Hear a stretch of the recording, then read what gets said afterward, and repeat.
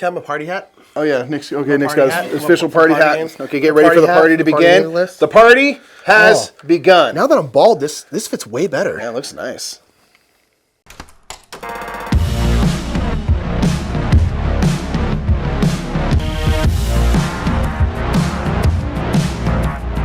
What's up? I'm going to do the intro with this on. Don't worry about it. What's up, everybody? My name is Nick. That's Thor, and I'm Iron Man. I'm Mike. That's right. We're going to be doing our top 10 party games, which is why I have my party hat on. It's time to party. These are the games that are going to be great when you have a large group. They're, mostly casual games that are fun.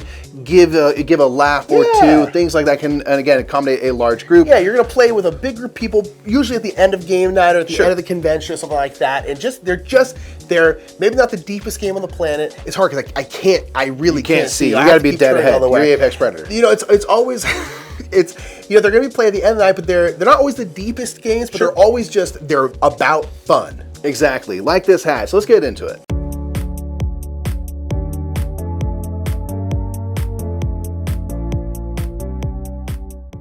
Our number 10 party game is gonna be, but wait, there's more. This is our number 10, mostly because I honestly don't know how available this game is. This game is not new, and I don't really think it's in print anymore, but it's still really, really fun. If you have a chance to play it, definitely do so, because it's a great party game.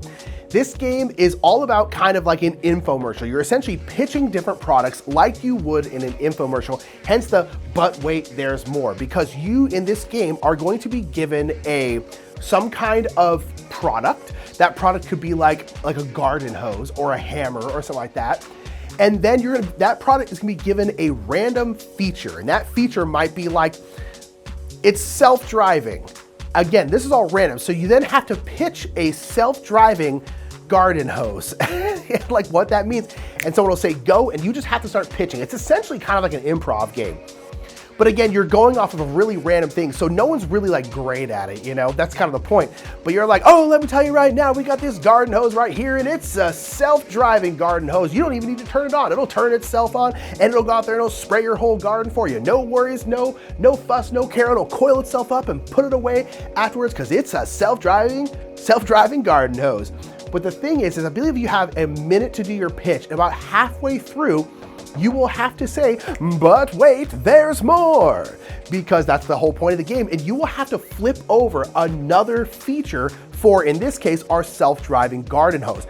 But again, it's a random thing, so you don't know what it is and you have no time to think about it. So it might be like, boom, comes with draining holes. And you're like, okay, so it also comes with self-draining holes. So, you don't want water being left in your hose. It gets all musty, gets all hot and stuff in the heat. So it has self-draining holes. It does it itself. And so that doesn't make any sense. But that's kind of the whole point, is that halfway through your pitch, which is already a difficult and weird pitch, you are going to have to flip over another feature that then you have to start pitching, but you don't know what that one is. It's just really, really silly. It's really, really fun. It's the perfect thing to play at the very end of game night, at the very end of a convention.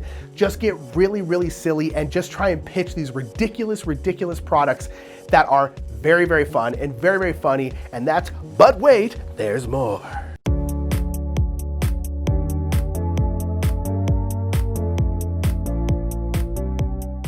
Number 9 has a great title. It's Taco Cat Goat Cheese Pizza.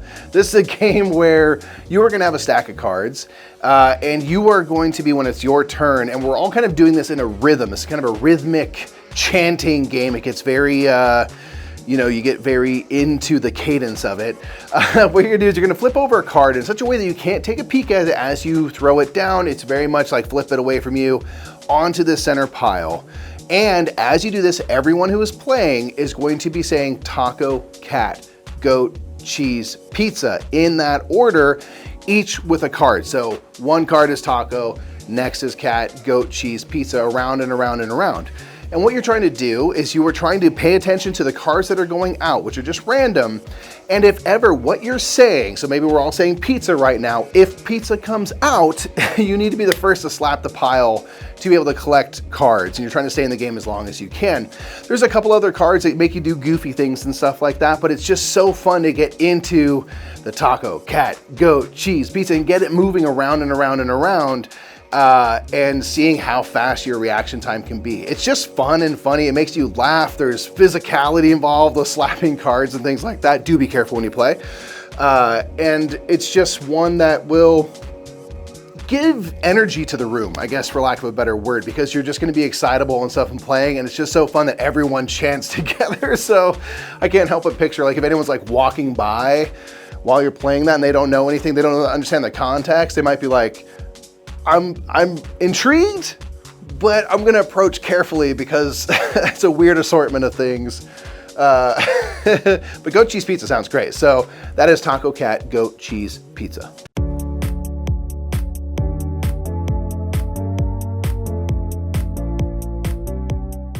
Our number 8 is going to be Detective Club. This is we didn't put too many like social deduction games in here because that kind of is a whole other category, but social deduction games a lot of times are party games. This is one of our favorites because it's just, it does what I think is very important for social deduction games, and that is it gives the traitor, whoever is the bad person, whatever it is, it gives them a way to hide. This is a game that we love, love, love. This is a game where you are given kind of like Dixit style art cards. This art is very, very beautiful, but it's all very surreal, dreamy kind of art with a bunch of really weird stuff in it, very Dixit-like. And basically what you're gonna have to do is you're gonna have to put out cards that equal a prompt that the kind of first player in the round puts out. So whoever's the first player is gonna have all these little booklets, and they're gonna look at their cards, and then they are going to choose choose essentially 2 of their cards, and they're gonna write a clue that pertains to those 2 cards. And that clue could be like water or something like that. And they're gonna write water on all of these booklets with the exception of one. One of them will stay blank. And then they're gonna shuffle, shuffle, shuffle these booklets up and then pass them out to everybody. So everyone will know what the clue is except for one person. So everyone goes, okay, the clue is water. The clue is water. The other one's like, oh gosh, I don't know what the clue is. Oh crap, I don't know what it is. Okay. And that's bad, right? Because you're like, I don't know what it is, but you have ways to hide in this game. So then what's gonna happen is the first player is going to flip over one of their cards. And then the next person in line is gonna choose one of their cards, flip over their card. And then it'll go all the way around, and then the person, the active player, will flip over their second card, and then everyone will put out another card. And then, and I think this is what's really, really important, is then the active player will say, the clue was water. That was the clue. The clue was water. And then everyone goes like, oh yeah, I knew it was water. And of course you're the trader. You're like, oh yeah, I knew it was water. And so at that point, then everyone has to go around and justify the cards that they put down. Like, well, I knew the clue was water, so I put a card with like a bathtub in it. I put a card with an ocean in it. And then everyone has to do that. And then everyone will vote on who they thought was the person without the clue. But the reason why you have a place to hide is because if you're like the trader, you're like the person who doesn't know, if you see a lot of people putting down cards that have like water in them, you might be like, okay, maybe it has something to do with liquid. Maybe it has something to do with water. So I'm gonna put a card with like clouds on it, because then I could do like sky, or maybe the clue is blue, so I could do like a blue sky, or I could say water, and you can kind of deduce what the clue is based on what everyone else is putting down. And then again, the active player will tell you the clue before you have to justify your cards. So then you're like, well, clearly I knew it was water because I put clouds. Clouds equal rain, rain equals precipitation. The other card had a duck in it, rubber duck, bathtub, water. Yep, there you go. And you basically have to convince someone that you're not the trader. And why this works so well is because, one, you have information to go off of, but also because even if you knew the clue was water, none of your cards may have anything to do with water.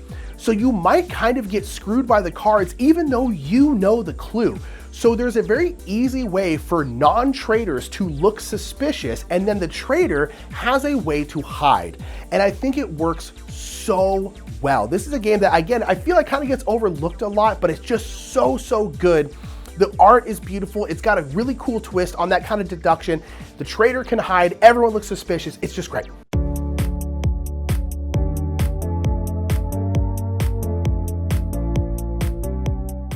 Number 7 is such a classic. This is Telestrations. Telestrations has been around for a long time, and it's a super simple premise, one that you're like jealous that you didn't think of. You're like, how? It's because I was a child or something at the time. But the premise is this. It is Pictionary and Telephone, the game, mixed up. If you're not familiar with telephone, that's a game where you whisper a phrase to somebody, they take what they hear and they try to whisper it to the next person in line as accurately as possible. And typically as it goes down the line being transferred from person to person to person, you get further and further away from the original message. This takes that idea and puts it into picture form where you are going to have a prompt. Everyone is going to draw that prompt to the best of their ability or to whatever their creativity is sparked, from that. And then you are going to pass your booklets. So when you get your booklet now, your new booklet, you see a picture. You don't know what the prompt is. It's just a picture of something. And your job is now to write a prompt based on what you see in the picture. Whatever that might be. It might be walking a cat or something crazy like that. If that's what you think you see is someone's walking their cat, write that down. You then pass the booklets again, and now players have a new prompt that they must try to draw as best they can. Okay, well, if I was walking a cat, maybe I'd put them in the grass or walking on my shoulder with a leash or whatever it might be. You're going to try to draw your new prompt, and then that kind of repeats a few more times. And then the idea is, and what typically happens is, you will go kind of backward through, or you can just pass around and go through your booklet from the start and see this was the original prompt. This is the original drawing. Based on that drawing, we got to this prompt. It's a really fun game to kind of then go and review and see where did it go off the rails? Because inevitably it does. And it's super duper fun. This is a great one that we love to bust out at parties. It's a party game, but with groups of friends, especially your creative friends, just to see what they come up with and how we interpret people's art and stuff. It's super duper fun. It's always good for a laugh. I've never once kept score in this game. I do not care. It's just so fun to see what the journey of imagery and prompts are. It's so great. Telestrations rules.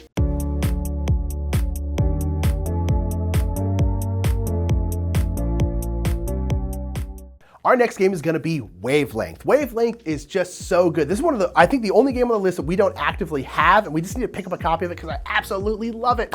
I love Wavelength. Wavelength is a game kind of where you're on a barometer, basically. You're on a hot to cold kind of thing. That's the whole point of the game, is you're going to have some kind of range. So again, let's say hot to cold, right? That's the range you have. And then whoever is the kind of active person is going to basically given a number. I think it's between 1 and 14. 14 being, in this case, hot, 1 being cold. And then they'll have a number. So that number is 7. So something that's right in the middle, right? Right in the middle. And then they're gonna have to give a clue to their team that basically tries to point them to the number based off of that barometer, that kind of, those kind of clue, that range. So in this case, hot to cold, a 7 would be what's not hot or cold. What's very neutral of that? Bread. No, hot bread. I don't know. That's actually kind of a tough one. But let's say your number was 13. It's very hot. You could be like fire, this inside of the sun, something super hot. So then people go okay, the inside of the sun is like nuclear fusion's happening on in there. That's crazy hot, right? Okay. So that's probably a 14 or 13. And then they'll essentially give their guess, and then you will see how close they were. If you're within a couple numbers, you'll get points. And basically, the closer you are to being dead on, you'll get more points. And that's the game. It just works so well. I love this game so much because so much of the fun of this game comes down to context. And what I mean by context is it depends on what you're talking about, right? Because it's let's say one of the ones that I thought was one of the funnest clues was loud to noisy. I'm sorry, not noisy, loud to quiet, or noisy to quiet or something like that. And the clue that was given was it was Saturday night at a convention. And you're okay, that's interesting because Saturday night at a convention is not loud compared to a nuclear bomb exploding, but it is really loud within the confines of a board game convention. So then you have to try to figure out, okay, do they mean just loud in general, or are they talking about loud to quiet within this realm? And I find that to be fascinating because then you have these really interesting discussions, if we're talking about within a convention, Saturday night at a convention is the loudest it can possibly be, right? But you're but again, if we're talking about in the world, it's like a, I don't know, like a 3? It's not that loud, you know, it's pretty loud, but it's not insanely loud. And so I really enjoy that kind of discussion about it, where you're kind of like, well, are we talking about within the confines of this, or are we talking about this? And I find that to be very, very interesting. And it just creates really interesting discussions. It makes you think about clues and stuff in a different way, because you're like, well, maybe it's this, maybe it's that. I think it's really, really good, and I love Wavelength.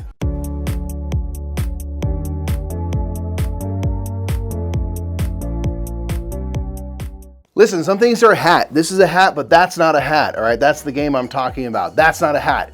Super simple memory game that will humble everybody. Everyone gets brought to an even playing field with That's Not a Hat. This is a simple memory game where you have a bunch of cards that all have like a simple sketch, one-line drawing of like a dog or a strawberry, different things like that. Really simplistic sketches. And you are going to be using these as gifts that you are going to be sending around the table face down. So at the start of the game, we see everyone's initial gift. Everyone can kind of, try to mark what's in play. And then you are going to take turns passing things around. And as things get passed, they turn face down. And once they're face down, they stay face down. So on the back of cards, they have arrows showing which way the gifties get passed, to the left or the right. And as they get passed, you will say, hey, here's a strawberry, hope you enjoy it. And the person can then accept that gift. Oh my gosh, thank you so much. The strawberry is so, so sweet. Really appreciate it. And then they have a chance to pass on their gift, or pass that same gift on again later in the game once the round kind of gets going. So this is where it gets tricky. So you now have lots of cards, more and more all the time, are face down. They're passing different directions, and it becomes harder and harder and harder to track what is where, what direction things are going, and paying attention to what's happening. And the thing we love about it is that it's just the great equalizer, because you can think you have a good memory. You can be like, I know where things are typically. And then 2 or 3 shifts happen quickly, and all of a sudden I have no idea where anything is, what's even in the game, period. And now someone's just passed me a gift and told me it's a wheelbarrow. And I have to decide, am I confident that they are incorrect? Or am I the one who is wrong? If you think someone is wrong, you can say, that's not a wheelbarrow, and reveal the card. And if it is in fact a wheelbarrow, I have made a mistake. I have to collect that card, and I'm closer to being knocked out of the game. You're trying to stay in the game as long as possible.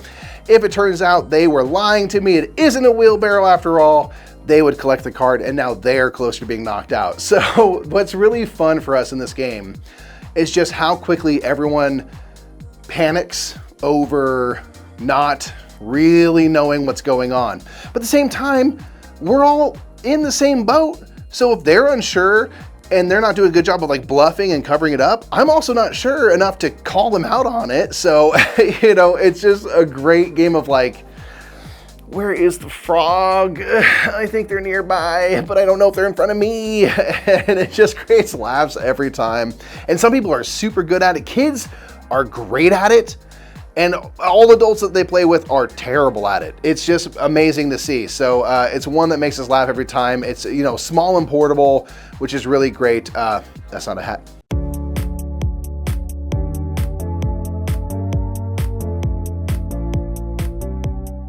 Our next party game is going to be Werewords. This is another kind of social deduction game, but kind of like we talked about with Detective Club, the traitor, in this case the werewolf, has a way to hide, and I think that's really, really important.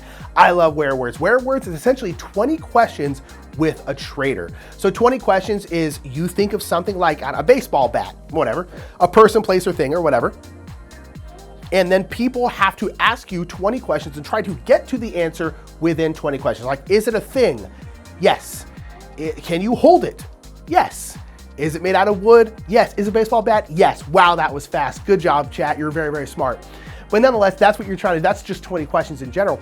So what Werewords does is it adds a traitor in there. So basically, whoever is, in this case, the mayor, because it's following in the Werewolf, One Night Ultimate Werewolf line, it's by Bezier Games. Whoever's the mayor, this is the person who knows the word, will be giving the yes or no answers. They will pick a word from the app, and again, the word is baseball bat. They'll choose a word, And then there'll be the werewolf, the traitor, and then everyone has their eyes closed. And it'll say, werewolf, open your eyes. And the werewolf will then also get to see the word. The werewolf goes, okay, the word's baseball bat. And then there's also a seer. A seer is on the team of the villagers, not on the team of the werewolf, and they will also get to see the word. So now the mayor obviously knows the word because they're the one who chose it, but then the werewolf, who is the traitor, knows the word, and the seer, who is on the team of the villagers, also knows the word. And now the 20 questions begins. So what the werewolf is trying to do is the werewolf is trying to get them to not get to the final word. And the seer is trying to help them get to the final word. But there's a little bit more complication than that. Because if we don't get there, if we get through 20 questions and we have not gotten there yet, all the villagers, or really everyone, gets to choose who they think the werewolf was. And if they're correct, then the werewolf loses. So even though they didn't get to the final word, if the werewolf gets found out, they still lose. So as the werewolf, you can't be too obvious because you'll get found out as the werewolf. And the same goes for the seer. If the villagers get the word correctly, the werewolf then gets to guess on who they think they thought the seer was. Who they think they thought the seer was. Good job, Nick. But nonetheless, they'll go, I think the seer was Mike. And then that person has to reveal whether or not they were. And if they were the seer, then the werewolf wins. Even though the villagers got to the word, if they can correctly find the seer, then the werewolf wins. So when you're the seer and when you're the werewolf, you have to be subtle. As the seer, you can't be like, do you use it when you're playing baseball? Because the werewolf will be like, okay, cool, so that's the seer, tight, you know? It's one of those things where that necessity to be subtle, sure, is really, really fun. And also sometimes as the werewolf, they're nowhere near the word, so you're like, I'm just gonna kick it and not do anything because no one's gonna know who I am. It's just very, very fun. I think it works really, really well. Again, it takes something that people understand, 20 questions, it just adds a little bit of twist to it that works so, so well, and I love it.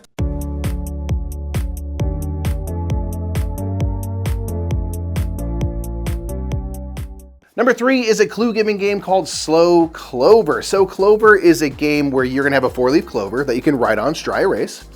And you are gonna have these 4 word cards, each of which has 4 words on them. You're gonna randomly assemble them, and so you're gonna end up with 4 unique word pairings. It might be things that go together well. It might be things that do not go together well. We had mountains and casino at one point in our game, and what you're gonna be doing with those word combos is writing a clue that hopefully points to both of those words. So in the case of mountains and casino, someone wrote smoky. Casinos have a reputation of being smoky.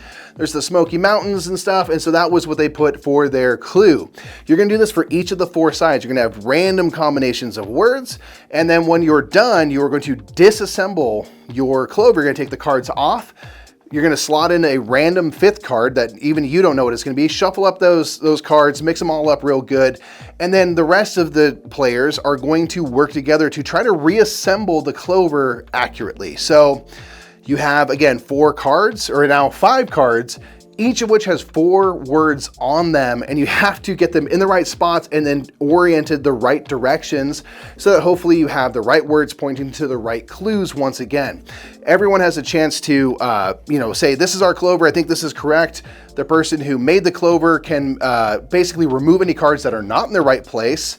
Players then have a chance to make a couple tweaks and try one more time, and then you get a final score. Each correctly placed card is worth a point. If you get all on the first go, you get a bonus couple of points as well, which is really sweet.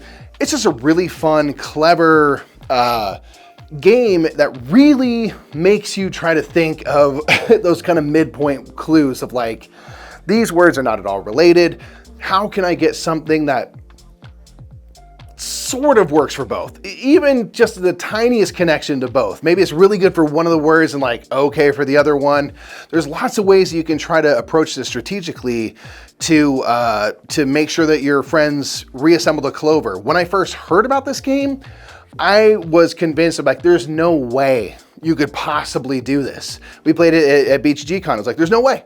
It's impossible. It's gonna be way too hard.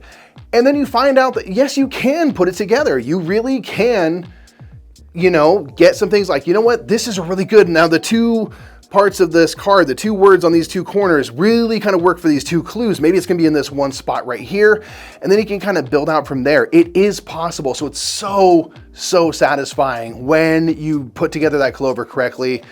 We play this all the time. I like to just like leave a Clover on the kitchen table for my wife to like decipher sometimes. It's really fun. That is so Clover.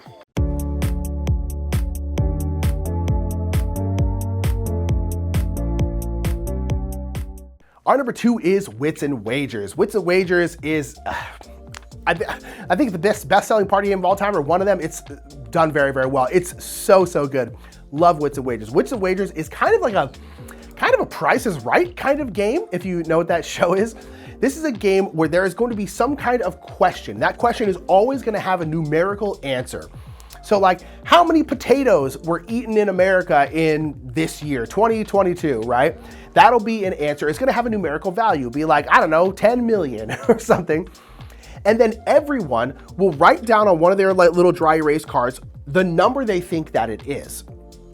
But what's brilliant about Wits and Wagers is you don't need to know the answer, because whatever you're writing down, that doesn't have to be the answer. That just has to be some numerical answer. And so then everyone will write down their answers, and then you will arrange them from low to high. So if someone put 2 potatoes, that's probably gonna be the lowest. If someone put 10 trillion, that's probably gonna be the highest. You're gonna arrange them from high to low. And then everyone's gonna take their chips and they're going to bet on which answer they think is correct. So it's one of those really accessible trivia games, because you technically don't need to know the answer to any of the questions, but if you bet well, you can win the game. So if it's one of those things where, like, let's say it's about, I don't know, books or like video games or something like that. Like, what year was the original Super Mario Brothers released, right? And I'm kind of like, I don't know what it is, but you know what? Mike is a huge video game nerd. I bet you he knows, so I'm gonna bet on whatever answer he chose. So you don't need to know anything. You're just kind of like, I don't know anything about potatoes, but I bet that person does, you know, for whatever reason.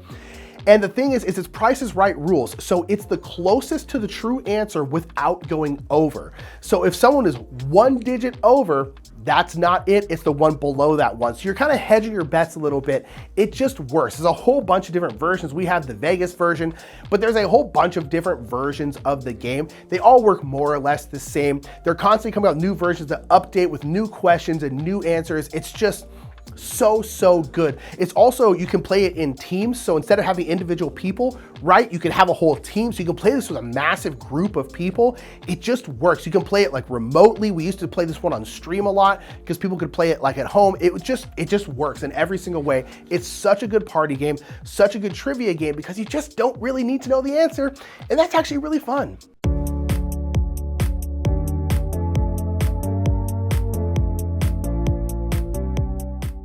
And our number 1 pick is Green Team Wins. This game can accommodate a whole bunch of people. You can even get multiple copies of this and really accommodate a bunch of people. But this game right here, this box accommodates up to 12, so it's pretty great.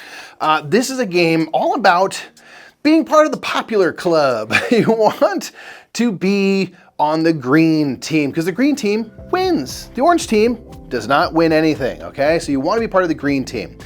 Now, to be part of the green team, you gotta be with the masses. You want to be with everybody and kind of mind meld with everybody. So what you're gonna have are different types of questions or prompts. You might have, a multiple choice of what's the best baked potato topping. There's like butter, bacon bits, or chives. Now, I might have a personal answer for what that is, but what you're trying to do is you're trying to make sure that your answer is the most popular answer out of the group. You want most people to have the exact same answer as you, and if you're in that, that majority, everyone chose butter, because that is the best one of those 3. You and all players who made the most popular answer, whether that's correct, is now on the green team. So if you were on the orange team and now you have joined the green team, you score a point. That's great. If you were already on the green team and you remain on the green team, you get 2 points. And that is what you're trying to do the whole game, is just stay on the green team. There are those multiple choice questions. There's like a this or that category, which are always really fun, kind of like a would you rather. And then fill in the blank, which are really, really fun. You really get to see, you know, how people think about things. The thing we love about this game is it's not fun to be on the orange team. You don't want to be outcast. You want to be part of the cool kids club.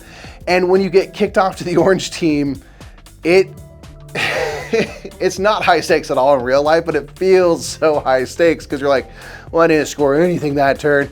And everyone there on the green team looks so smug and they're so smart and they have the answers to everything. And they, you know, you get a chance to be really full of yourself. If you're on the green team, you're like, well, clearly I'm a genius because I know the answers of the people. It's just really fun. It creates interesting banter. There's, you know, again, you're supposed to answer what you think is the most popular, but you end up going with your heart because you know that it's right. And sometimes that creates really fun moments where you're like, no, this is why all of you are incorrect and should have answered my answer, but really I'm just covering up my own shame for not remaining on the green team. It's super fun. The questions are interesting. You can even make your own prompts if you wanted to for this. This is a really loose, casual, kind of perfect idea of what a party game is. It creates big moments, laughs, discussions, arguments, and more. It really does that, and it, again, can accommodate a lot of people. So that's our number one. Green team wins. All right, so that's our top 10 party games. Down in the comments, make sure to let us know your favorite party games and miss them. There's a whole bunch, but I feel like especially in the last couple of years, there's been a lot of really, really good party games coming out. It's been a good time. Absolutely, but there are so many classic ones, Baller Dash and stuff like that. Right? So if you have one that we didn't mention, Categories, put it. Oh my God, dude. Categories is great. So good. Put it in the comments below if there's some that are your favorites that we didn't mention, and make sure you put your favorites and rate them on Board Game Geek. All right, and we will catch y'all next time. Bye, everybody.